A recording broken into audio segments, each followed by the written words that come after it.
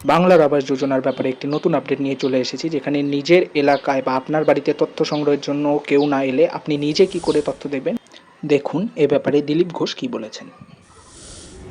সেই জন্য যারা যারা এরকম রয়ে গেছেন, যার বাড়িতে এখনো সার্ভে হলো না, তাদেরকে আমি আপিল করব 24 ঘন্টার মধ্যে আমরা যে নিচে ইমেল নম্বর দিয়েছি সেই ইমেলে নিজের নাম, নিজের গ্রামের নাম, গ্রাম পঞ্চায়েতের নাম এবং ব্লকের নাম লিখে পাঠিয়ে দিন। যার আনন্দবাজার পত্রিকায় একটি খবর প্রকাশিত হয়েছে, যেখানে এ ব্যাপারে আরও বিস্তারিতভাবে জানানো হয়েছে। 15ই আগস্টের মধ্যে সমীক্ষা হয়েছে, বিভিন্ন এলাকায় বিভিন্ন বাড়িতে গিয়ে এই সমীক্ষা করা হয়েছে কার বাড়ি প্রয়োজন। এক্ষেত্রে পঞ্চায়েত মন্ত্রী দিলীপ ঘোষ বলেছেন সবার বাড়িতে তথ্য সংগ্রহের কাজ করা সম্ভব হয়নি।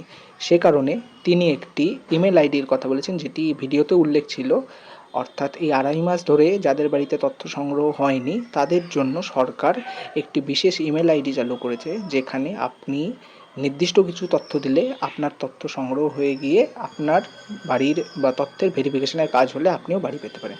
আগামী 15ই আগস্ট অবধি এর সময় রয়েছে। আপনারা যদি 24 ঘন্টার মধ্যে নিচে লেখা ইমেল আইডিতে আপনাদের তথ্য পাঠান। এক্ষেত্রে কী কী তথ্য পাঠাতে হবে? আপনাদের গ্রাম পঞ্চায়েতের নাম, আপনাদের ব্লকের নাম, আপনার নাম, মোবাইল নাম্বার, এগুলো সব মিলে পাঠাতে হবে। দেখুন আমি ইমেল ফরম্যাটটি লিখে দিচ্ছি। এই মেইলে কী কী লিখবেন: এক্ষেত্রে নিজের নাম লিখবেন, আপনার পুরো নাম, আপনার গ্রামের নাম লিখবেন, আপনার পুরো গ্রামের নামটি লিখবেন, ব্লকের নাম, আপনার ব্লক যেটি সেটির নাম লিখবেন, এরপরে আপনার গ্রাম পঞ্চায়েতের নাম যেটি সেটি পুরোটি লিখবেন, এরপরে আপনার ফোন নম্বর দেবেন, পুরো মোবাইল নম্বরটি টাইপ করে দেবেন।